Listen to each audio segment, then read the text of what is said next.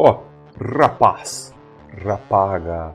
Pessoal, quando eu vi falar desse filme The Power of the Dog, que aqui foi pessimamente traduzida para Ataque dos Cães, né? The Power of the Dog faz muito mais sentido, né? Mas enfim, eu ouvi falar desse filme, eu falei, cara, filme pro Oscar, tem muito crítico falando de toxicidade masculina e uma desconstrução do estereótipo do western. E eu falei, cara, vai ser uma lacração daquela. Aí, meu amigo, felizmente, eu assisti ao filme e ele me surpreendeu positivamente. O resultado você vai ver logo depois da vinheta. Vai!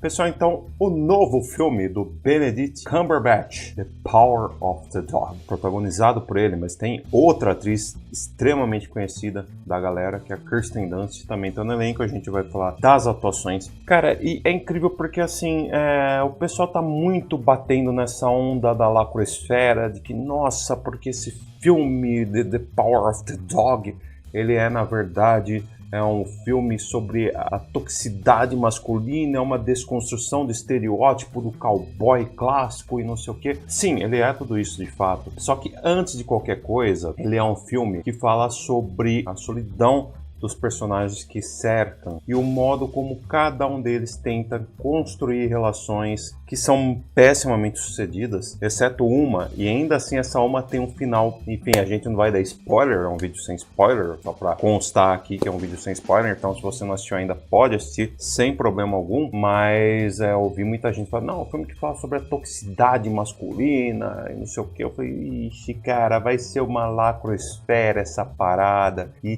tá longe disso, cara. Esse filme tem lá a lacração dele, mas é algo bem suave, bem tranquilo. Antes de qualquer coisa, um brinde a vocês. Ó, como a gente tá falando de um filme que possivelmente vai ganhar o Oscar, a gente tem que ser um pouco refinado. Então eu tô aqui com o drink do James Bond, né? Um Dry Martini, que é simplesmente gin e martini seco, com tradicional 2 azeitonas, eu coloquei 3. E ele demora até para desenvolver. Aí você fala, cara, que filme tá ficando chato, tá sendo cansativo, nada acontece, pouca coisa acontece.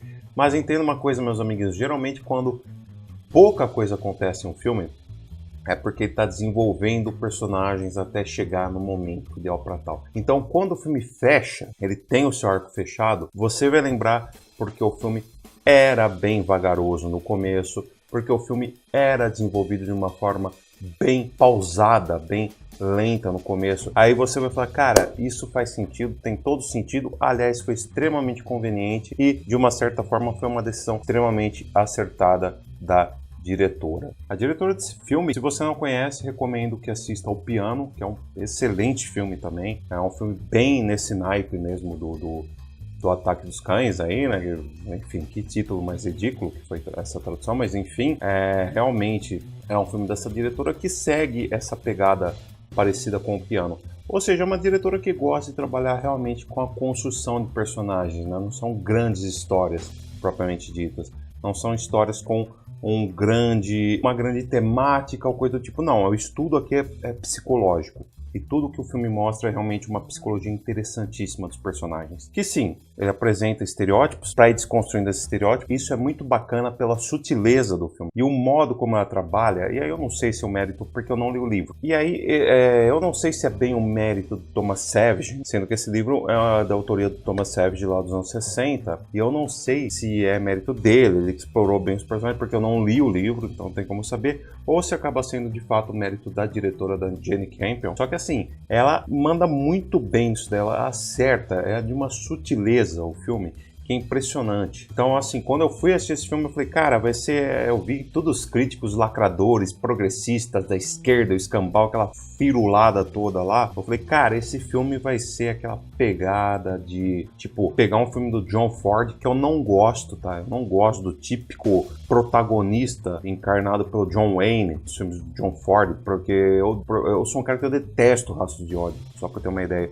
Eu acho um filme extremamente preconceituoso, racista, e não vem falar, o protagonista é assim, o filme não é. Não, o filme ele vai na mesma levada e dane-se quem... Eu adoro filme de western, só pra constar, principalmente western spaghetti, mas eu também gosto dos westerns clássicos, mas eu não gosto dos filmes do John Ford. Paciência. Acho um baita diretor, não tem nem dúvida quanto a isso aí, mas os filmes dele, essa temática não me atrai, só pra constar não me atrai. Eu achei que fosse justamente pegar aquele estereótipo dos filmes do John Ford e transformar, cara, em um Brokeback Mountain. Eu tinha certeza que iria ser um Brokeback Mountain ou coisa do tipo quando eu liguei esse filme. E, cara, não, nada a ver com isso. É um filme extremamente sutil nesse ponto. Ele tem uma pegada bem suave, ao contrário da pegada dele que explora a psicologia dos personagens e o modo como eles interagem entre si. Aí sim tem toda a carga emocional do filme, uma carga mais pesada, né? Em determinados momentos, você vê que a relação, por exemplo, do personagem do Benedict com o da Kirsten Dunst é algo que, pô, lembra, sei lá, o Iluminado, cara. Você sente que em qualquer momento o cara vai ser uma coisa assim, tem uma pegada muito de suspense. Então, assim, esse daqui é um filme de vaqueiro, né? Bem western, só pra deixar isso claro, não é o clássico bang bang, você não vai ver tiroteio nesse filme, nada. Aliás, esse filme que eu me lembro tem armas brancas no filme, não chega a ter arma de fogo no filme, pra você ter uma ideia. Então, assim, é um filme que vai ter uma pegada de drama, mas com um quê muito forte de suspense. De uma certa forma, ele é um suspense psicológico, ele pega, ele fica em cima e você fica tenso, apreensivo, que qualquer coisa, a qualquer momento pode acontecer. Cara, isso que é legal, cara. A atmosfera que a Jane Campion constrói é excepcional, cara, maravilhosa. Ela tem total domínio do que acontece realmente ali, ela vai filmando de uma forma interessante e a fotografia ajuda muito, cara. Quando você tem a fotografia em lugares em ambientes internos, aquela casa que é uma baita mansão, basicamente uma mansão toda de madeira, né? Que era para ser uma coisa ultra aconchegante, né? Extremamente convidativo você morar naquele lugar, mas é uma mansão que, assim, graças à fotografia, você vê ela cheia de sombras pontuais, para mostrar que estamos em um ambiente extremamente opressor, o que é algo que assusta. E quando o filme trabalha fora ali dos ambientes internos, você vê realmente aquelas paisagens gigantescas que basicamente por si só não apresentam perigo, mas você vê que as cores que dão assim total ênfase a um cinza, você não vê beleza naquilo. São paisagens lindas, propriamente dito, mas a fotografia faz questão de tirar o glamour daquilo, a beleza daquilo, e é uma fotografia que acaba sendo seca, ríspida, que é justamente para deixar a gente meio apreensivo. Cara, o modo como também os personagens são filmados diante daquela fotografia, então tem muitos planos assim extremamente abertos, né? E, cara, os personagens minúsculos diante daquilo. Então você vê um carro lá no horizonte, minúsculo o carro, parece um carro de Hot Wheels, cara. E a câmera pega aquilo, né, um plano aberto, assim, gigantesco, né, de uma forma que diminui todos os personagens, para ver como aquelas pessoas são pequenas, insignificantes diante daquele ambiente, como se aquele ambiente fosse esmagá-las a qualquer momento. A própria cidade que eles estão, o rancho, que os irmãos interpretados pelo Benedict Cumberbatch e também pelo Jesse Plemons, aquele ambiente todo cercado por algumas montanhas ali, rochosas, que o pessoal tem medo de saber o que tem ali e tal. Então o filme ele tem essa atmosfera que ao mesmo tempo ela é bem aberta, é sufocante. É como se realmente em qualquer momento a insignificância deles pudesse ser engolida pela região, que é uma região selvagem. É um mundo selvagem que a gente é apresentado nesse filme. E não é por acaso que a gente vê realmente aquela coisa da masculinidade tóxica, né? Que, repito, nesse filme é trabalhada de uma forma extremamente sensível, extremamente sutil. Não tem aquela coisa assim de meu Deus, olha isso, olha aquilo. Não, cara, é uma coisa sutil. É que, infelizmente, a crítica de cinema, como ela... Então, sabe, você vê, a crítica ela tem essa necessidade, sabe, de abraçar a agendinha do George Soros, né? E tudo mais. Eu não acredito em teorias da conspiração, tipo, o cara quer dominar o mundo, coisa do tipo. Mas é claro que a gente vê que a Open Society Foundation, ela quer empurrar a goela abaixo uma agenda progressista e tem utilizado-se de Hollywood para isso, e os críticos aplaudem que tudo agora é crítica ao capitalismo. Eu cheguei ao absurdo de ver crítico de cinema falar que o Poço é uma crítica ao capitalismo, sendo que o próprio diretor do filme, não eu, o próprio diretor do filme, do Poço, falou que, cara, ele faz críticas ao capitalismo, mas acima de tudo é uma crítica ao socialismo. O próprio diretor do filme, pesquisa aí na internet você vai ver. Então, assim, a crítica tem mania de esquerdizar tudo. Eu não tô dizendo que o cara não pode ter uma opinião de esquerda, ele pode ter a opinião que ele bem quiser, mas é uma coisa muito que eles querem escancarar, eles querem ver tudo crítica ao capitalismo, crítica ao não sei o quê. crítica, não sei o que lá. E não, cara. Você pega um filme como esse, por mais que, sim, ele satirize essa masculinidade tóxica, ele apresente a hipocrisia disso tudo, o cinismo por trás disso tudo, o filme mostra isso muito bem. É um filme que claramente mostra o quê? Acima de tudo, a solidão de cada um daqueles indivíduos que compõem aquele cenário. Então você pega aí, por exemplo, o personagem do Benedict Cumberbatch, ele é um cara que ele busca no irmão uma afetividade. É spoiler, tá, galera? Isso daí logo no começo do filme a gente vê, tá bom? Mas ele busca no irmão dele uma afetividade que ele não tem desde que ele perdeu o melhor amigo dele, né? Que você vai ver ao longo do filme o que acontece ali, que é o tal do Bronco Henry, né? O Bronco Henry, tudo é o Bronco Henry, é uma idolatria em cima desse cara. Então ele tinha uma afetividade muito grande por esse camarada que morreu, né? Desde o começo do filme a gente sabe que o cara tá morto, o cara já é finado desde o começo do filme, e ele tenta compensar isso daí buscando a afetividade do irmão dele, que é um cara extremamente diferente dele, extremamente elegante e tal, sendo o irmão dele o George, que é um cara que não consegue também estabelecer uma conversa com ele. Então você vê a tristeza dele quando ele tenta amigavelmente, né? No caso, tô falando do Phil, o personagem do Benedict, ele tenta estabelecer um diálogo, tenta ser amigável com o irmão meio que foge dele porque o santo não bate.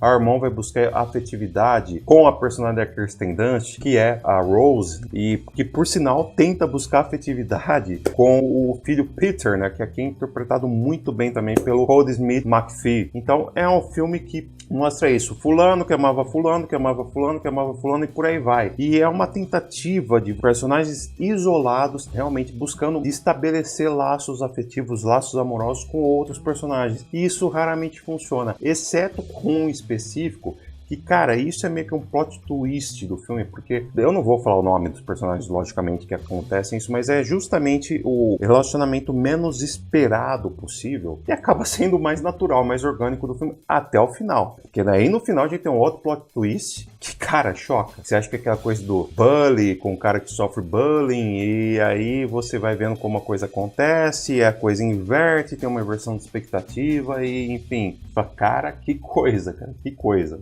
Não vou dar spoilers aqui, já havia dito, mas assista ao filme pra você ver. Então isso que é bacana, cara, o modo como o filme ele trabalha com personalidades extremamente solitárias, frustradas, amarguradas, que buscam em outras personalidades o reconhecimento, e quando não tem, acaba descontando em alguma outra coisa. Uma pessoa desconta no alcoolismo, a outra desconta no desejo de constituir uma família e casar e acabar se aparecendo para a sociedade, convida o governador ali para fazer uma média, e aí você tem a esposa que tenta agradar o marido porque o marido deposita um zelo excessivo nela e ela acaba se sentindo oprimida por esse zelo excessivo, né? Essa insistência do marido em querer agradá-la ao todo tempo, ela quer corresponder e não consegue, aí você vê o outro camarada que tenta agradar o irmão, também não consegue, e o outro, por outro lado, não supera o fato de não ser aceito pela sociedade pelo jeito meio afeminado dele, e o filme realmente constrói esse elo. Eu diria que é basicamente um quadrado, não é um triângulo, é um quadrado entre personagens que são desajustados por si sós, não se combinam naquele ambiente, né?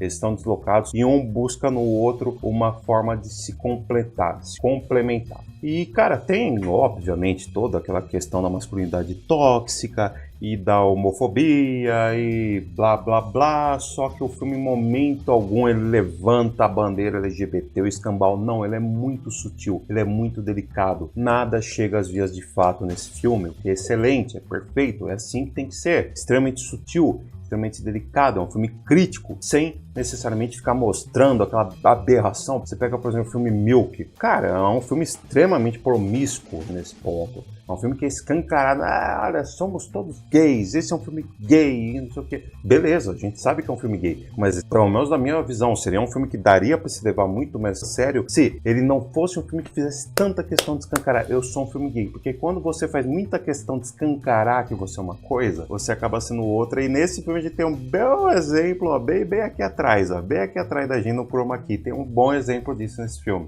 E falando nesse bom exemplo, a gente, claro, tem que falar das atuações. A gente tem um Benedict Cumberbatch, cara, em um dos melhores papéis da sua carreira. É estranho porque o Benedict, ele tem aquele viés do Lord inglês, e muitas vezes ele faz personagens mais delicados, como o Alan Turing, que ele fez no Jogo da Imitação, faz Sherlock Holmes, que é típico personagem inglês, meio que um Lord inglês, não chega a ser um Lord proclamado, mas típico inglês, um típico homem inglês. Enfim, Doutor Estranho, que é o personagem mais, talvez o mais lorderizado dos personagens da Marvel, vamos dizer assim, o mais britânico, né?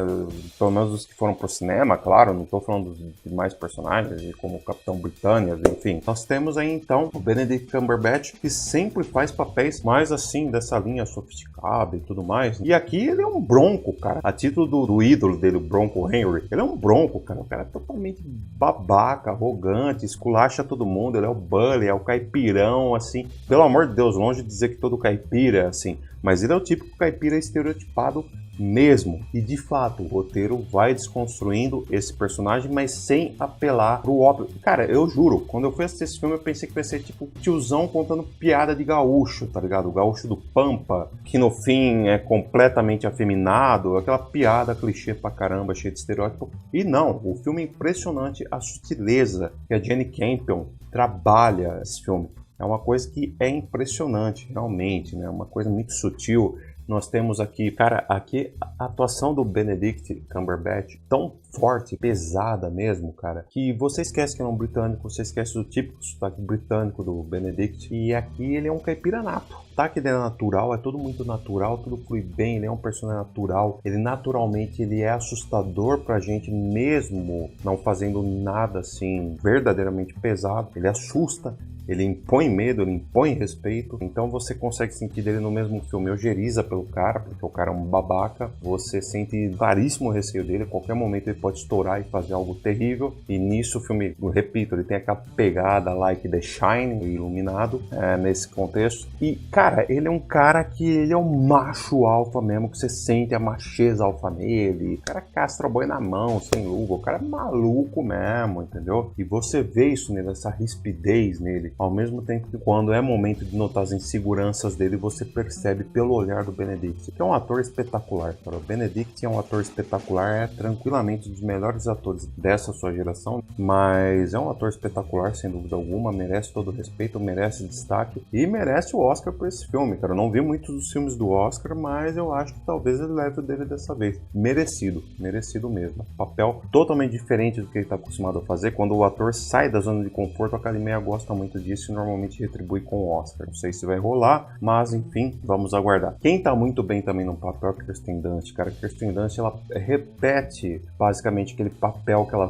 fez no filme do Lars von Trier. Ela repete o papel que ela fez no Melancolia e aqui ela acompanha uma Rose Gordon. Cara, a moça totalmente ansiosa, totalmente assim preocupada, totalmente zelosa com o filme, ela consegue transparecer isso daí com uma naturalidade. O jeito que ela treme, de medo é extremamente natural. O vício dela por álcool, a necessidade dela de amor, carência. Cara, eu ouso dizer que eu não vi a Kirsten Dunst atuar tão bem assim desde o filme Melancolia, que, salvo engano, é em 2011. Ou seja, tinha basicamente uma década que eu não vi a Kirsten Dunst atuar tão bem assim quanto nesse filme. Jess Plimons tá muito bem no papel dele, um papel até relativamente simples, é um cara extremamente calmo, pacífico, racional, frio, até calculista. Tá bem, o papel até de todos, desse quadrado, desses 4 personagens que eu já comentei, ele é o mais simples de você compor, de fato. E a gente tem também o Codesmith McPhee no papel do Peter, que talvez seja o personagem mais interessante do filme. Você tem um personagem extremamente tímido e, cara, é muito bem encarnado pelo Code, porque assim, ele tem um olhão arregalado, ele é magro pra caramba, excessivamente magro, então ele